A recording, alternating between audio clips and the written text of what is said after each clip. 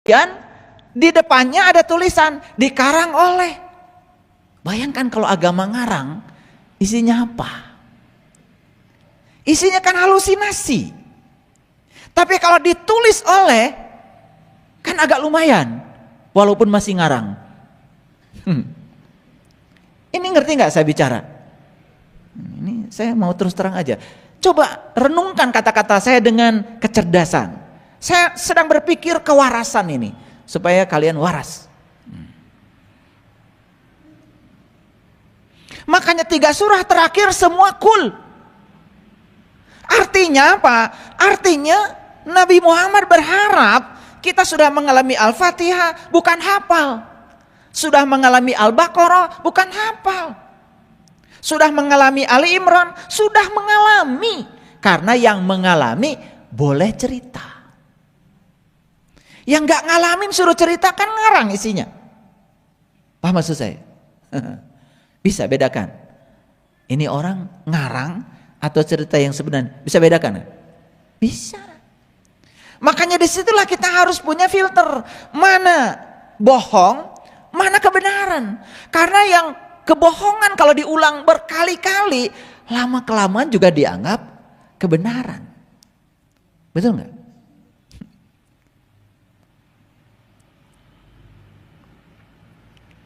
Nah, lanjut ayat ini.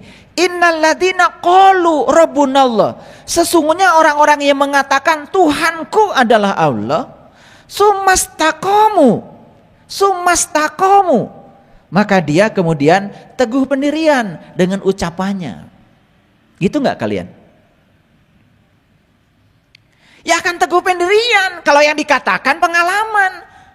Tapi kalau kalian mengatakan Tuhanku Allah, kenal enggak? Tahu enggak? Padahal dia bersamamu, lebih dekat kepadamu dari urat nadi lehermu. Gak berusaha untuk mengenalnya. Ujuk-ujuk mengatakan Tuhanku Allah. Jujur nih, saya mau nanya.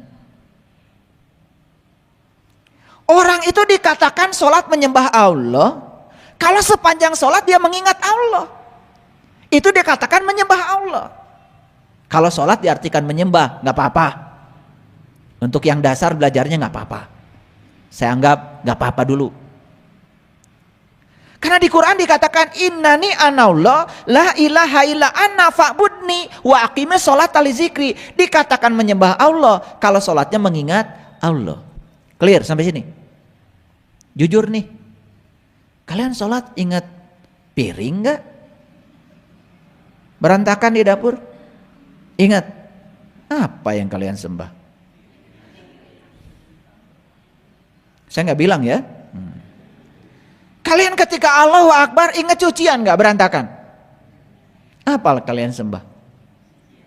Tapi lucunya semua orang kalau ditanya, tadi kamu sholat nyembah siapa? Semua ngakunya nyembah Allah. Untung aja Allah tuh diem. Coba Allah kalau teriak, aku tahu yang kamu ingat sepanjang sholat itu ini kata Allah. Untung aja Allah mah diam, cicing. Bager Allah mah cicing we Allah. Maraneh ngaku itu ngaku ieu cicing we Allah. Gusti Allah anjeun teh pangeran abdi calik we Allah. Sugan Allah teh usil. Lain senda maneh mah mangeran teh kanu duit henteu Allah. Tara Allah mah. Allah mah tara cegekan kitu. Calik we Allah. Hening we Allah. Bager Allah mah. Betul enggak? Coba kamu. Ada orang bilang, ya, kamu baru aja ngasih jilbab misalkan sama orang. Terus orang tuh bilang gini, itu jilbab ti saha? Oh pamasihan kamari ti si anu, padahal numerena aya di dinya. Salawak teu.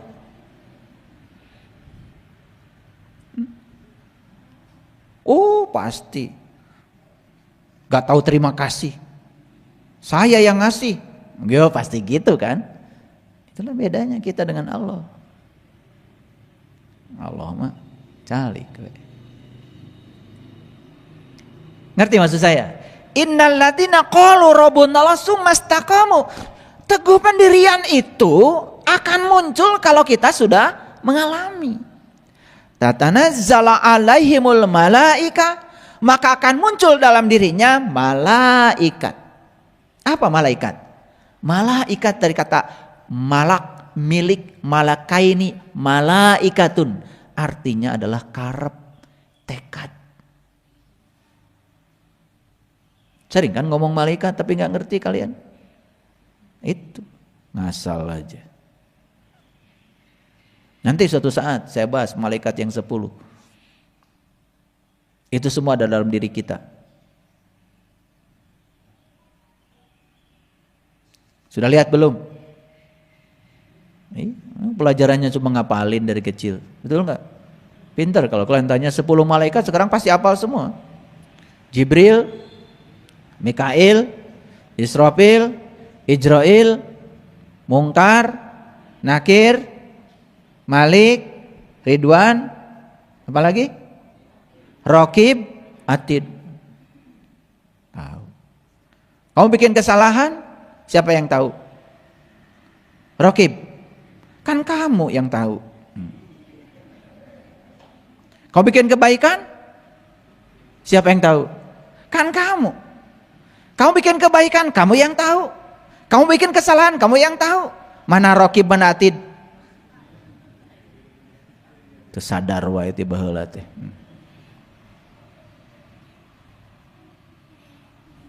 Kamu ngasih sesuatu pada tetangga, siapa yang tahu? Kamu. Kamu pelit ke tetangga, siapa yang tahu?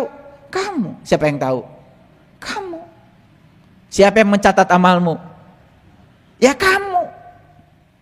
Tahu sekarang Raqib? Masih bingung? Udah kalau gitu nanti aja. Daya ngaji teh tara aya bukurna. Hafalkeun wae. Hafalkan semua. Oh, itu udah 10 kalau pelajaran agama. Kalau gurunya yang lain, kalau guru saya masih 0. Kalau saya yang ngajar agamanya, mana buktinya? Pasti saya tanya. Kalau belum sampai bukti, belum bisa membuktikan, 0 kalau dari saya. Buat apa hafal? Hafal tuh nggak penting, ya, nggak penting. Karena dalam teori kognisi, hafal itu adalah level kognisi yang paling dasar, paling rendah. Menghafal, memahami, menerapkan, menganalisis, mengevaluasi, baru mensintesa. Nah, itu baru keren. Menghafal itu level kognisi yang paling rendah itu, ya, belum apa-apa. Udah biarkan aja. Gak ribut dia. Dia pengen ngaji. Semoga dia sempurna nanti.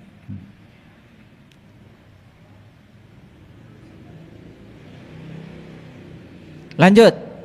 Oke, baik. Jadi malaikat itu apa? Tekad. Orang yang sudah sampai kepada Allah dan mengatakan qalu rabbunallah, sudah mengatakan Tuhanku adalah Allah. Tsumastaqamu, pasti dia teguh pendiriannya. Tatanazzala alaihimul malaika, maka turun dalam dirinya tekad yang kuat. Tekad yang kuat. Untuk apa? Allah takhafu wala tahzan. Maka orang yang sudah benar-benar Tuhannya adalah Allah, 2 cirinya. 1, tidak takut. 2, tidak sedih. Nah, kapan seseorang takut? Kalau dia dibawa oleh pikirannya ke masa depan. Kapan seseorang sedih? Kalau sedang dibawa oleh pikirannya ke masa lalu. Makanya saya sering katakan sama kalian, kalau kalian sekarang duduk di depan saya, ada rasa takut, berarti kalian tidak ada di sini. Kalian sedang dibawa oleh pikiran kalian ke masa depan. Dan kalau sekarang kalian sedih, kalian juga nggak ada di sini. Kalian sedang dibawa oleh pikiran kalian ke masa lalu. Karena yang hadir di sini saat ini sekarang pasti damai. Itu yang namanya kebahagiaan tuh hadir sebetulnya. Hadir di sini saat ini sekarang, rasakan kehadiran Allah dalam diri, rasakan keberadaannya, rasakan nafas kita, rasakan energi yang mengalir dalam tubuh kita tuh luar biasa. Itu yang akan membawa kita pada kedamaian.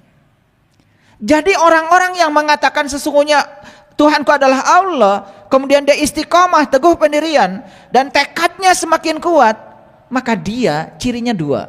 Satu, dia tidak punya rasa takut. Yang kedua, tidak punya rasa sedih.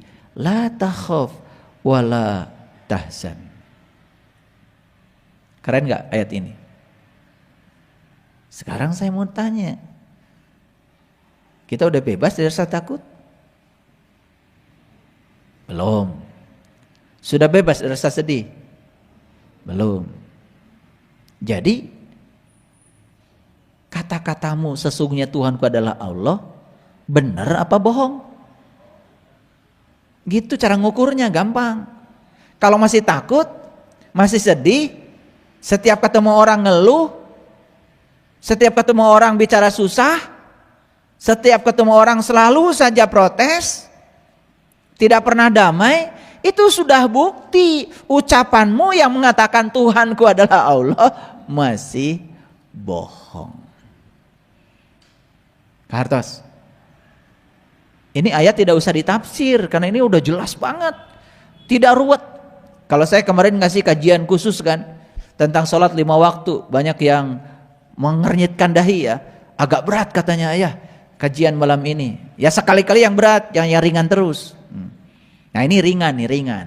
Tidak usah ditafsir. Jadi orang yang benar-benar Tuhannya Allah, cirinya dua. Satu tidak takut, dua tidak sedih. Gitu aja. Tanya pada dirimu sekarang, masih takut? Makanya ada seorang seniman, dan saya setuju dengan kata-kata beliau, menghina Allah itu tidak usah kau menginjak-injak kitab sucinya, gak perlu. Khawatir saja tentang hari esok itu sudah menghina Allah.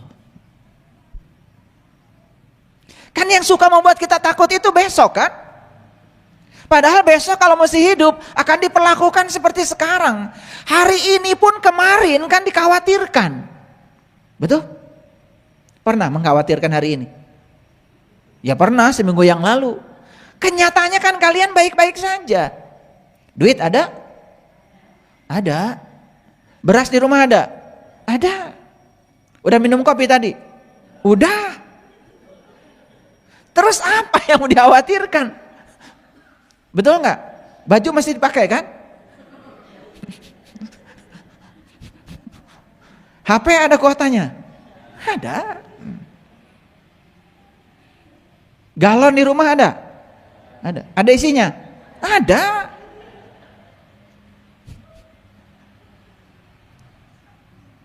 Ngerti maksud saya? Jadi kalau dipikir-pikir ya, sebetulnya kalau kita mau hadir di sini saat ini sekarang, apa yang mau kita takutkan? Apa yang kita khawatirkan? Betul? Ada nggak yang berencana tadi pagi mau minum kopi di sini? Enggak kan? Tapi sampai sini kopi ada. Siapa yang mengadakan? Yang mengadakan siapa? Ya, semesta itu bekerja seperti itu. Begitu kamu tidak khawatir, tidak cemas, ya ada. Semakin khawatir, semakin cemas, semakin tidak ada. Jadi kalau nggak ada kopi, karena kamu mencemaskan, tidak ada. Kenapa ada kopi? Karena tidak dicemaskan, tidak adanya. Kan ada. Paham maksud saya? Iya. Saya kemarin ke rumah sakit Santosa sama istri saya. Begitu masuk, ya mobil itu luar biasa padat kalau sore. Ya udah, saya dengan istri saya ya terbiasa. Ya udah, pasti ada parkir buat kita. Begitu saya datang, ada yang keluar. Masa orang selamanya di situ? Dan pas banget gitu, pas dia keluar, saya masuk. Udah, dapat parkir yang nyaman. Nah orang-orang yang susah dapat parkir karena sejak awal sudah berpikir saya nanti susah dapat parkir, takut nggak dapat parkir, semakin nggak dapat. Ini yang ringan-ringan dulu supaya gampang. Jadi kalau orang sudah mengatakan Tuhanku adalah Allah, cirinya cuma dua, gak takut gak sedih. Maaf ya kalau saya meragukan kalian. Maaf. Karena setiap ketemu yang diceritakan tuh ketakutan aja. Betul nggak? Iya.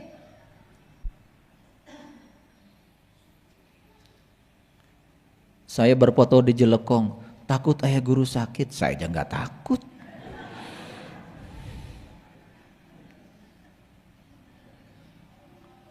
Jalan buat Jelekong, takut nggak ada biayanya, saya aja nggak takut. Makanya kenapa saya turun tangan? Karena saya nggak takut. Makanya ada aja duitnya. Pegawai di sana bilang,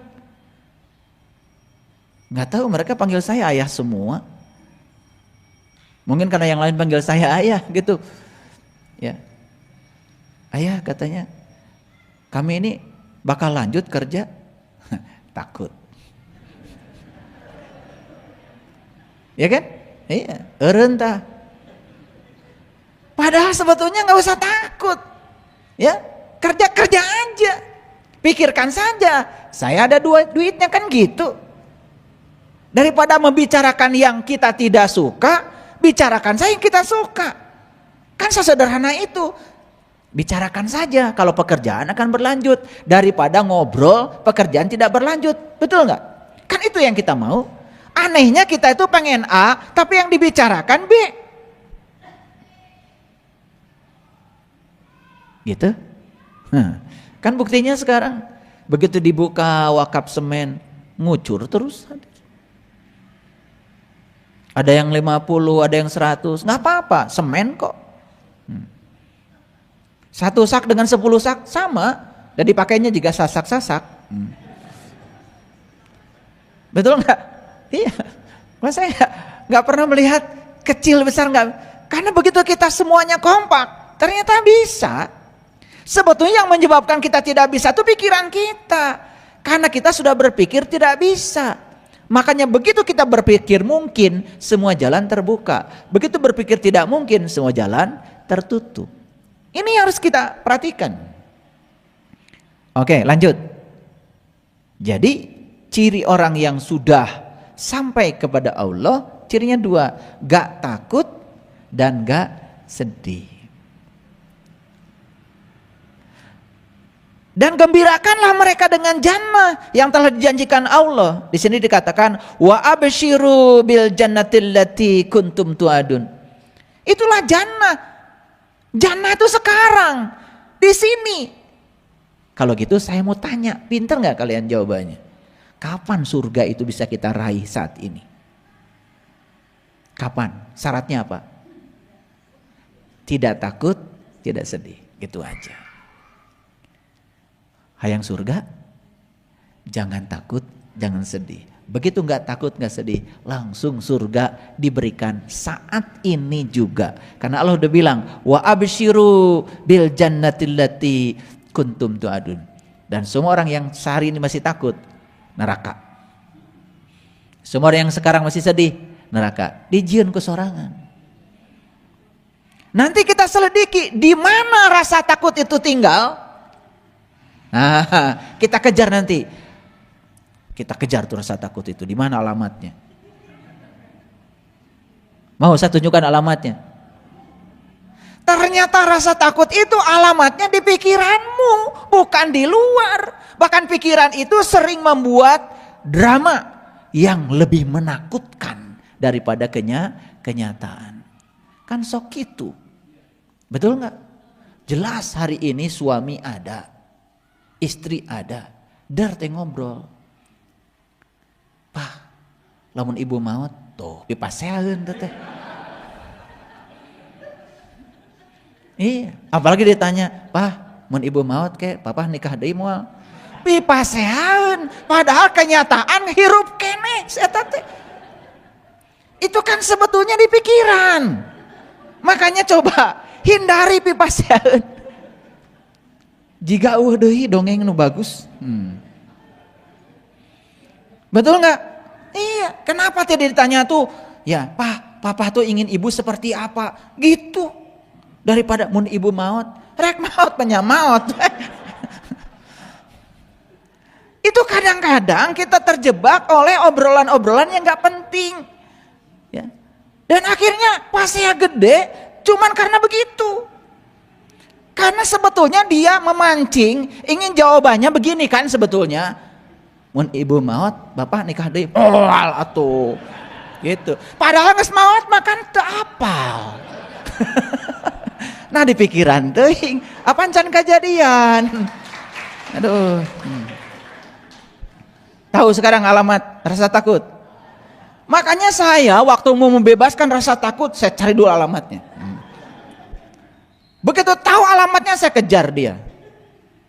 Makanya saya gampang sekali karena rasa takut itu alamatnya sudah ketemu oleh saya. Ternyata terjauh di dia. Mari kita buktikan. Karena saya sudah bilang ngaji dengan saya itu pakai bukti. Ya, karena saya nggak mau ngaji omong kosong. Nah, mari kita lihat sekarang. Jadi ulangi dulu. Pengen surga? Jawab dulu dong, pengen surga. Syaratnya apa? 1, jangan takut. 2, jangan sedih. Itu aja syaratnya. Jadi kalau ada orang bilang surga itu syaratnya kudu iya kudu itu, bohong.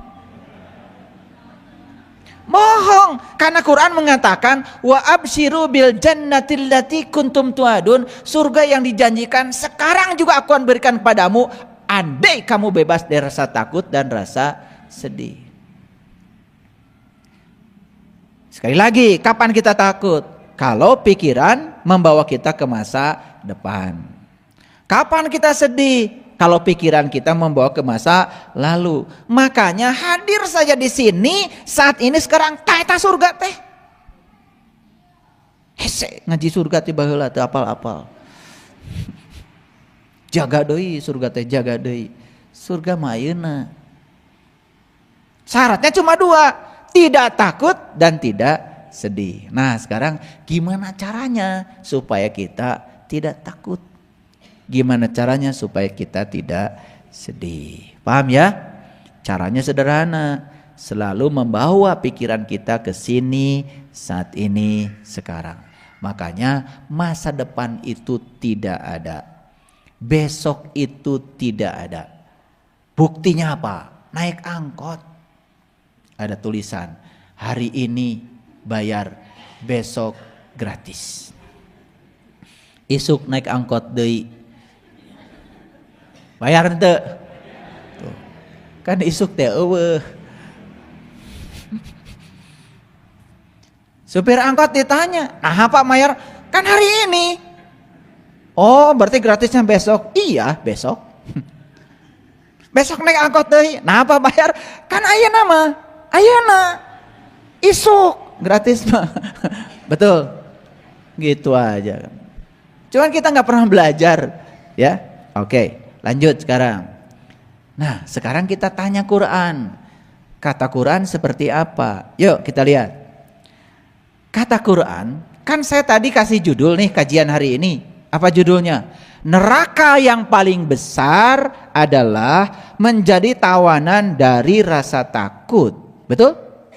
Nah, jadi bukan neraka kecil lagi kalau kita dipenjara oleh rasa takut. Itu neraka yang paling besar.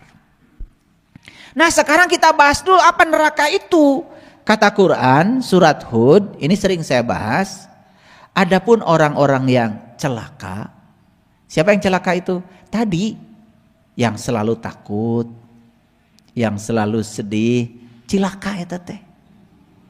Cilaka ku pola sorangan. Karena takut maka dia akan menarik yang menakutkan datang.